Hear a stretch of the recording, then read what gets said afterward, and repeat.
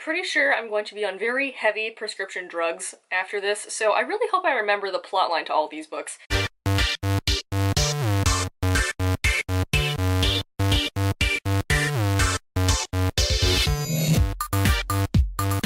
What's crack-a-lackin', Larry Geeks? Happy Tuesday. As a brief overview of my health and my life, I have chronic pain that is caused from having a weak abdominal wall lining. So that means that the muscle has been weakened in certain spots, which allow organs to push at it and either tear the muscle or push through it completely, leaving little fun bulges in my lower pelvis, which is just a delightful visual for all of you this morning. I finally have a surgery date booked to get this fixed, which happens to be tomorrow. Tomorrow's surgery is one where they're actually going to put in pieces of mesh on my abdominal wall to strengthen the muscle and like keep everything contained where it's supposed to be. It might sound scary and weird, but it's actually a very minor surgery, and from what I remember last time, I need about a week of recovery before I am up and ready to go again.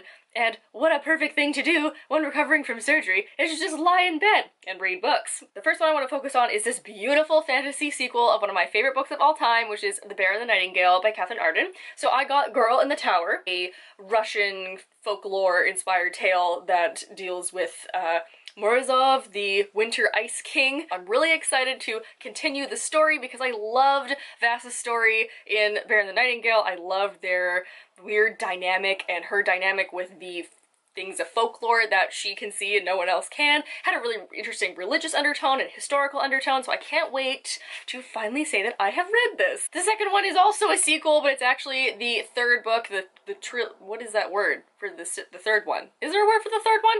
Regardless, I got Imposter Syndrome, which is the third of the Arcadia Project by Michelle Baker, the first of which being Borderline. This is a regular adult urban fantasy that has to do with fairies, but in LA, in a Hollywood setting, and the main character suffers from borderline personality disorder. She's a double amputee, and she's also a terrible person. I loved it. It's a really cool series about like fairies infiltrating Hollywood and vanity and magic, and then this person who is very much on the outside, having gone through such a physical and mental transformation of having a mental illness and a physical disability.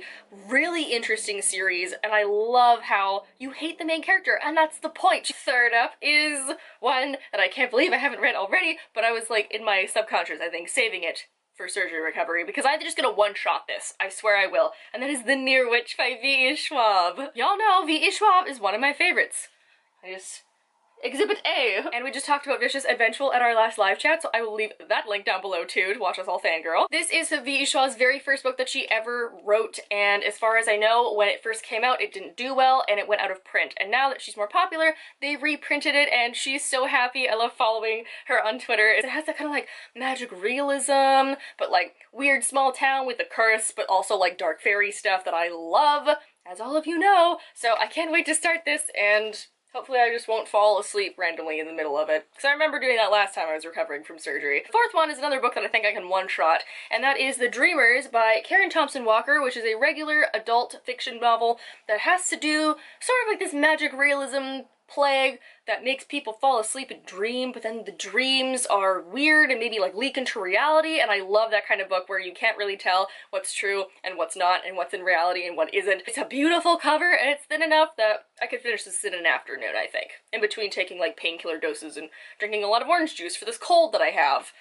I really don't want to have when recovering from surgery. It should only be about a week long, so I'll be back on my feet and filming for you next week as well, and I will also see you at the live chat. Speaking of which, if you want to tune in at 7:30 Eastern Standard Time here on Sunday for our live chat, I will see you there, but I might be looking a bit like a scrub because I'm going to be in sweatpants and recovering from surgery, so I'm going to look super gross, but I hopefully won't be sick anymore.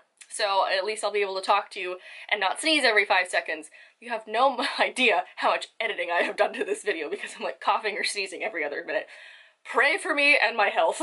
That being said, I hope to see you guys all on Sunday and have a good rest of your week. Bye!